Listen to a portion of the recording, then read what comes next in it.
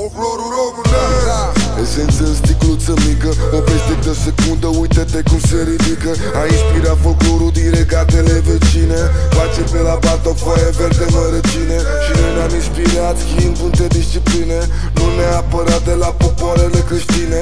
Poate dai atât de divers, atât de diferit. Ce e frumos rămâne în timp, adică pe merit. La caval, la buhai, pe un picior de plai, la cipoi sau la pai, pe o gură de rai, la țimbal sau la nai. Sunt frate cu țigan, andaram, s-o gardeam, seara la canaveam. Seara pe deal, buciumul sună cu jale, sună pe valea doios, sună cu dor, în depărtare, sună la luna la soare frumos. Seara pe deal, buciumul sună cu jale, sună pe valea doios, sună cu dor, în depărtare, sună la luna la soare frumos.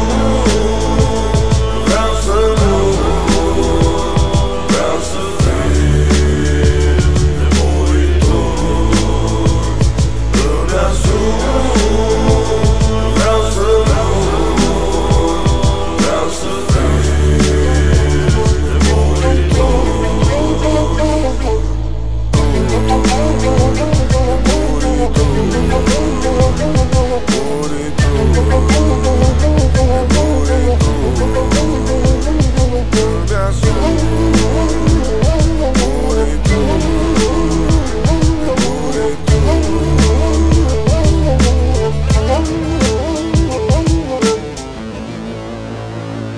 Folclorul nu așteaptă, muzica-i deșteaptă, politica-i ceartă. Nu vreau un brigadă, ce-a pornit în stradă rămâne în stradă.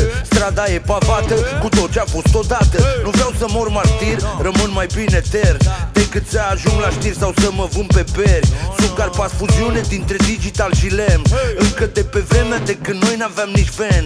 Și-am dat-o pe scen cu crem de la crem, reper în FM cu flori de maidan, pline de polen. Hai să bem fără balivern, ce al nostru-i pus deoparte men. Rap de inimă și tu rămâne cel mai refren. Din Babanova până în Bercem, pentru cetățeni flow-ul trece pe sub epidem ca un metro modern. Pe acolo emitem, bate inima în sten. Cavalul vine din suflet, rămâne pe un ard extern.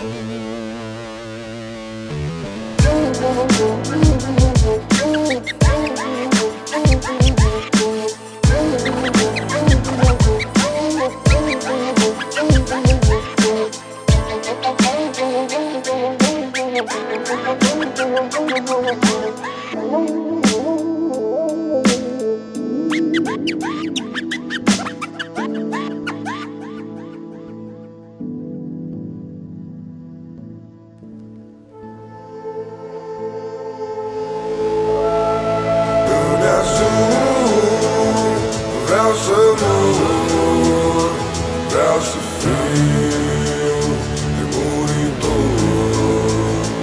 Îmi asum, vreau să mor.